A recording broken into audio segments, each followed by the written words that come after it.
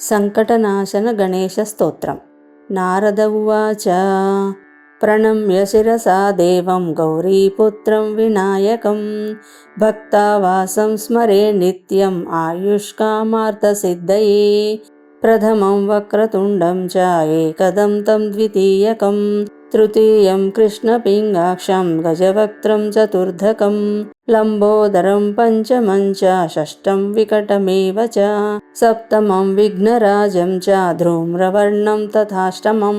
నవమం బాలచంద్రం చ దశమం తు వినాయకం ఏకాదశం గణపతిం ద్వాదశం తు గజాననం ద్వాదశైతాని నామాని త్రిసంధ్యం యః పఠేన్నరః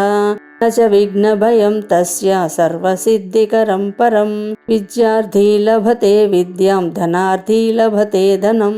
పుత్రార్థీ లభతే పుత్రాన్ మోక్షార్థీ లభతే గతిం జపేత్ గణపతి స్తోత్రం షడ్భిర్మాసైః ఫలం లభేత్ సంవత్సరేణ సిద్ధిం చ లభతే నాత్ర సంశయః